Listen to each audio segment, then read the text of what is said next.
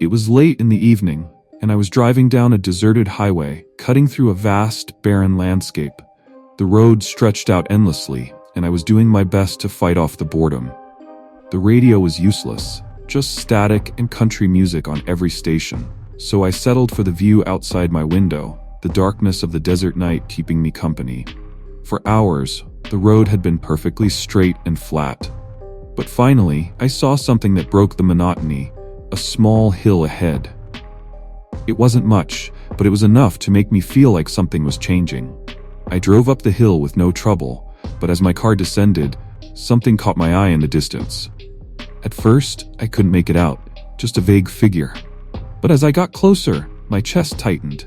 A young woman stood by the side of the road, wearing a white dress. Her skin was pale, almost glowing under the moonlight, and her long black hair hung down, covering most of her face. Something about her felt off. What the hell is she doing out here? I thought. There was nothing around for miles. Maybe she was lost? Maybe she needed help? I slowed down, unsure whether I should stop or not. But as I got closer, a chill ran through me. Her hair, it looked wet, like she had just stepped out of a shower, in the middle of the desert. And her smile, it was wrong, too wide, too unnatural. But it was her eyes that truly unsettled me. Large, almost bulging, peeking out from behind the strands of wet hair, staring directly at me. I pressed harder on the gas, my mind racing. No way I was letting her into my car. It didn't matter how innocent she looked. Something about her felt dangerous. Could be a setup? I muttered to myself. Maybe she's got someone waiting to carjack me the moment I stop. But deep down, I knew the real reason I didn't stop. I was scared out of my mind. After speeding away for what felt like a good while, the road ahead became flat again, and I started to calm down. That's when I saw another hill in the distance. I let out a nervous laugh. It couldn't be her again, I whispered, trying to shake off the unease. But as I crested the hill and descended, my stomach dropped. There, by the side of the road, stood another figure. It was her, or at least, it looked exactly like her. Same white dress, same pale skin, same wet black hair covering most of her face. Only this time, she was standing closer to the road, and her smile had widened even more, stretching disturbingly across her face. Her eyes locked onto mine as I approached, her gaze piercing straight through me. I floored it. My heart pounded in my chest as I sped past her, watching her form vanish in my rearview mirror. No way that's the same woman, I muttered to myself. She couldn't have gotten here faster than me. It's impossible. But no matter how much I tried to reason it out, fear gnawed at me. I had heard stories about haunted highways, ghostly hitchhikers, but I never believed any of it until now. Up ahead, another hill loomed. My hands were shaking, but I had no choice but to keep driving.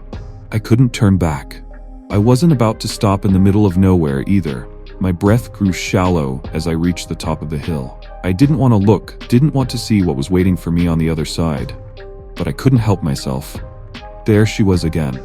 This time she was standing almost on the road itself. Her smile was impossibly wide now, her mouth stretching nearly ear to ear. Her eyes, those unnatural bulging eyes, bore into mine as I sped towards her. I screamed, slamming my foot on the gas. How the hell is she doing this? I yelled, panic taking over. There was no rational explanation, but I knew it was the same woman. The same thing. She was following me, somehow. Tales of haunted desert highways flashed through my mind, stories I had always dismissed as nonsense, but now, faced with this thing, I was starting to believe. What did she want? Why was she after me? I drove for miles, my eyes darting to the rearview mirror, scanning the shadows for any sign of her. My nerves were shot. I wasn't planning to stop anytime soon, but I was desperate to get off this road. The next exit couldn't come fast enough, though I knew it might be another hour before I saw one. And then I saw another hill. Fear flooded me again. No, not again, I whispered. My knuckles turned white as I gripped the wheel, and despite my terror, I pushed the car forward. I told myself I'd just drive as fast as I could if she appeared again. As I crested the hill, my heart raced. But when I looked down at the road, there was nothing. She wasn't there. I let out a long, shaky breath. Relief washed over me.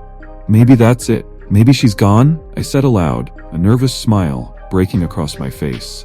I glanced into the distance. No more hills in sight. For the first time in what felt like hours, I started to laugh. I can't believe I scared myself like that. I muttered. It had to be some prank, right? But even as I laughed, the tension lingered. Something didn't feel right, but I shoved the thought aside. I fumbled with the radio again, hoping to find something to distract me. Static filled the airwaves at first, but then I landed on something. Something strange.